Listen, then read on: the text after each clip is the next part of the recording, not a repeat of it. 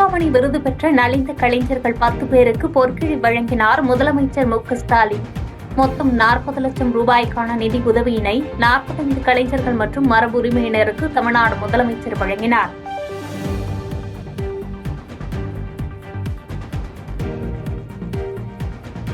மத்திய அரசு தமிழ்நாட்டிற்கு அநீதி இழைத்துவிட்டது என முதலமைச்சர் கூறுவதில் உண்மை இல்லை என மத்திய உள்துறை அமைச்சர் அமித் ஷா கருத்து. பாஜக ஆட்சி செய்யும் மாநிலங்களில் பிரதமர் மோடி தனித்துவமான முத்திரையை பதித்துக் கொண்டிருக்கிறார் என்று பேச்சு.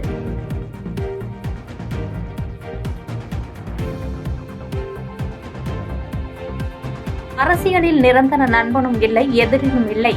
தமிழக வெற்றி கழகத்தின் 2ஆம் ஆண்டு தொடக்க விழாவில் கட்சியின் தலைவர் விஜய் பேச்சு. யாரை எப்ப ஆதரிப்பாங்கன்னே நமக்கு தெரியாது, அதை கணிக்கவே முடியாது.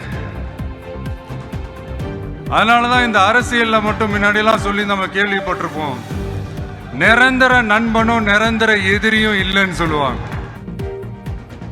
சூடான் ராணுவ விமான விபத்தில் உயிரிழந்தவர்களின் எண்ணிக்கை 46ஆக உயர்வு. விமான தளத்திலிருந்து புறப்பட்ட விமானம் பொதுமக்கள் வீட்டின் மீது மோதி விபத்து.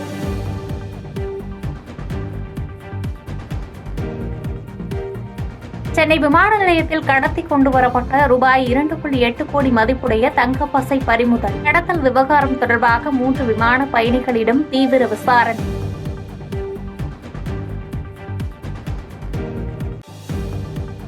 கோவையில் பாஜகவின் புதிய அலுவலகத்தை திறந்து வைத்தார் மத்திய உள்துறை அமைச்சர் அமித் ஷா. உடன் பாஜக மாநில தலைவர் அண்ணாமலை, வானதி சீனிவாசன் ஆகியோர் இருந்தனர்.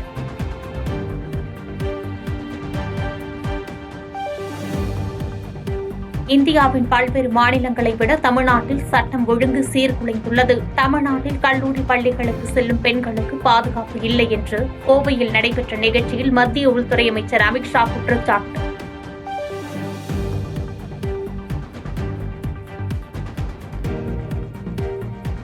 நாடாளுமன்ற தொகுதி மறுவரையறையால் தமிழ்நாட்டில் ஒரு எம்பி தொகுதி கூட குறையாது என அமித்ஷா திட்டவட்டம். மறுவரையறையால் தொகுதிகள் குறையும் என இல்லாத பிரச்சனையை முதலமைச்சரும் அவரது மகனும் பரப்புவதாக காட்டம்.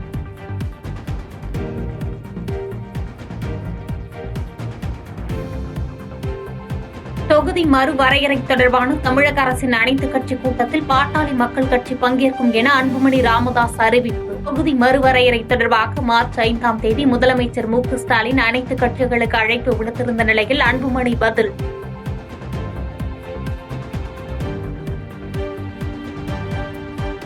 தமிழ்நாட்டில் உள்ள 69,000 வாக்குச்சாவடிகளுக்கும் தமிழக வெற்றிக் கழகம் சார்பில் நிர்வாகிகளை நியமிக்க நடவடிக்கை. விரைவில் பூத் கமிட்டி மாநாடு நடைபெறும் என்றும் விஜய் அறிவிப்பு.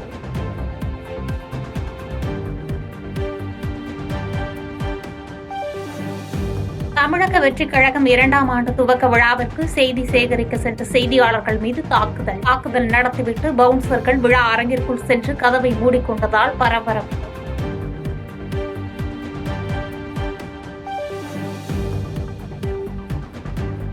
விவசாயிகளுடைய எதிரியாக திமுக அரசு செயல்பட்டு வருகிறது என அதிமுகவை சேர்ந்த முன்னாள் அமைச்சர் செல்லூர் ராஜு குற்றச்சாட்டு. பெண்கள் பாதுகாப்பு இருக்க வேண்டும் என்றால் அம்மாவின் ஆட்சி தமிழகத்தில் மீண்டும் வர வேண்டும் என்று பேட்டி.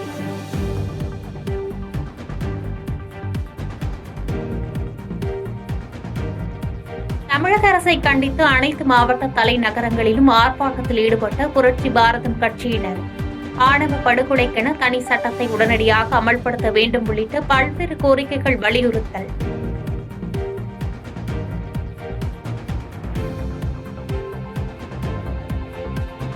திமுக ஆட்சியில் ஆதி திராவிட சமுதாயத்தினர் அதிக அளவு பாதிப்படைவதாக புரட்சி பாரதம் கட்சி தலைவர் ஜெகன்மோகன் குற்றச்சாட்டு. வேங்கை வயல் விவகாரம் தொடர்பாக புகார் கொடுத்தவர் மீது திமுக அரசு வழக்கு பதிவு செய்துள்ளதாக கண்டனம். குறிப்பாக சொல்ல வேண்டும் என்று சொன்னால், புதுக்கோட்டை மாவட்டத்திலே வேங்கவயல் பகுதியிலே குடிநீரிலே மலத்தை கலந்து அந்த குடிநீரை குடித்து மருத்துவமனையிலே அவர்கள் அட்மிட் ஆகி உடல் பாதிப்புக்கு பிறகு இது குடிநீரிலே மலம் கலந்திருக்கிறது என்று சொன்ன காரணத்தினால் யார் சொன்னார்களோ அவர்களே குற்றவாளி என்று அறிவிக்கின்ற இந்த அரசை நாம் எண்ண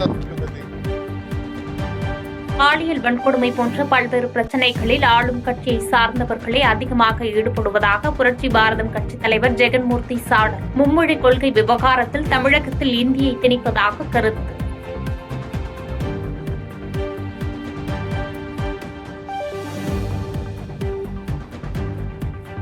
கவின் மற்றும் ஆண்ட்ரியா நடிக்கும் மாஸ்க் படத்தின் ஃபர்ஸ்ட் லுக் போஸ்டர் வெளியானது. இயக்குனர் மோகன்ஜி இயக்கத்தில் திரௌபதி 2 உருவாக உள்ளதாக அறிவிப்பு.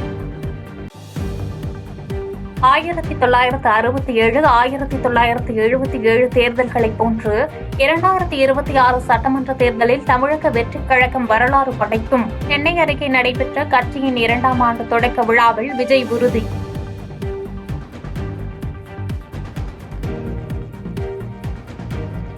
மக்களுக்கு மிகவும் பிடித்த தன்னை எப்படி க்ளோஸ் பண்ணலாம் என சிலர் யோசிப்பதாக விஜய் பேச்சு. தொடர்ந்து எழும் எதிர்ப்புகளை லெப்ட் ஹேண்டில் தாவற்கு எதிர்கொள்வதாகவும் கருத்து. அரசியலுக்கு யார் வேணாலும் வரலாம், அது ஒரு ஜனநாயக உரிமைன்னு சொல்லுவாங்க. ஆனா மக்களுக்கு ரொம்ப ரொம்ப பிடிச்சு போன ஒருத்தன் அரசியலுக்கு வரான்னா,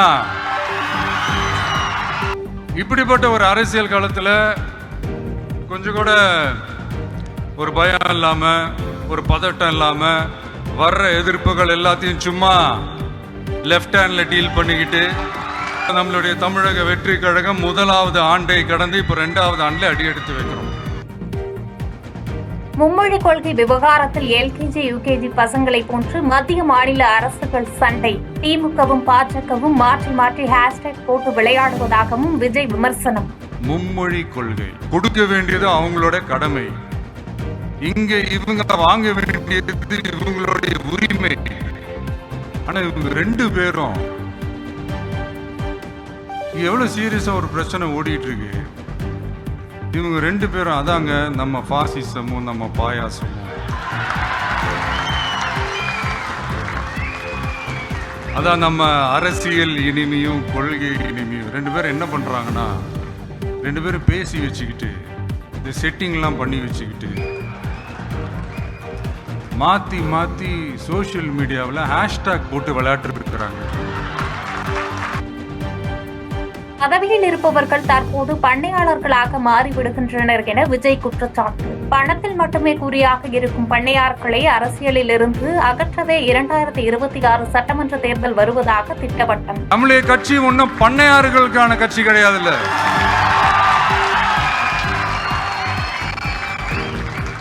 முன்னாடிலாம் அந்த காலத்துல பண்ணையாருங்க தான் பதவியில் இருப்பாங்க. இப்ப கொஞ்சம் உள்டா மாறிடுச்சு. பதவியில் இருக்கிறவங்களாம் பண்ணையாரா மாறிடுறாங்க. மக்களுடைய நலனை பத்தியோ, நாட்டோட நலனை பத்தியோ, வளர்ச்சிகளை பத்தியோ எதை பத்தியும் கவலைப்படாம பணம் பணம் பணம், எந்தெந்த வழிகள்ல எந்தெந்த ரூட்லலாம்.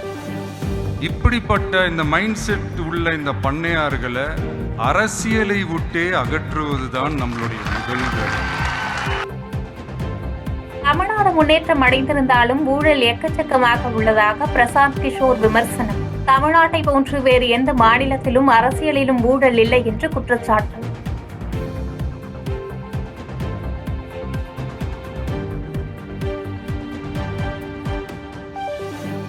விஜய் தமிழ்நாட்டின் நம்பிக்கை என்றும் தமிழக வெற்றி கழகத்திற்காக வியூகம் வகுக்க நான் வரவில்லை.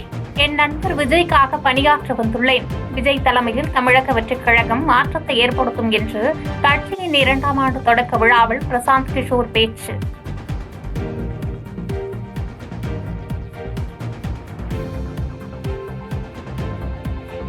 ஊழல்வாதிகளிடம் இன்றைய அரசியல் சிக்கியுள்ளது என்று கட்சியின் 2ஆம் ஆண்டு தொடக்க விழாவில் ஆதவ அர்ச்சனா குற்றச்சாட்டு. அடுத்த 62 வாரங்களுக்கு விஜய் தான் எதிர்க்கட்சி தலைவர் என்றும் ஆதவ அர்ச்சனா உரை.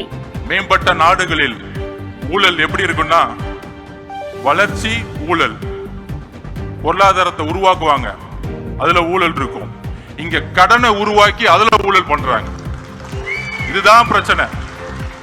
ஊழல் பண்றீங்க, ஒரு பொருளாதாரத்தை உருவாக்கி ஊழல் பண்ணா கூட ஒரு பெரிய புரட்சியை மேலை நாடுகளை பார்க்கலாம். இங்க கடனை உருவாக்கி ஊழலை செய்து கொண்டிருக்கிறார்கள். மார்ச் 5ஆம் தேதி அனைத்துக் கட்சி கூட்டத்தில் பங்கேற்க மாட்டோம் என சீமான் அறிவிப்பு. மத்திய அரசுக்கு எதிராக தனித்தே போராட உள்ளதாக பேட்டி.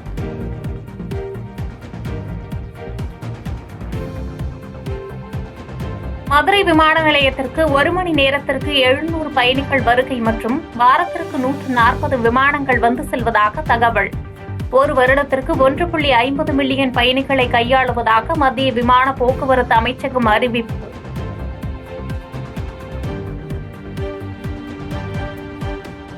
மதுரை மீனாட்சி அம்மன் கோவிலில் இந்திய தலைமை தேர்தல் ஆணையர் ஞானேஷ்குமார் சுவாமி தரிசனம். மீனாட்சி அம்மன் கோவில் மதுரையின் பெருமை என பேட்டி. பாதகம் செய்பவரை கண்டால் நாம் பயம் கொள்ளலாகாது பாப்பா. மோதி மிதித்துவிடு பாப்பா, அவர் முகத்தில் உமிழ்ந்துவிடு பாப்பா. அண்மை செய்திகளை உடனுக்குடன் தெரிந்து கொள்ள இணைந்திருங்கள் எம் நாடு தொலைக்காட்சியுடன்.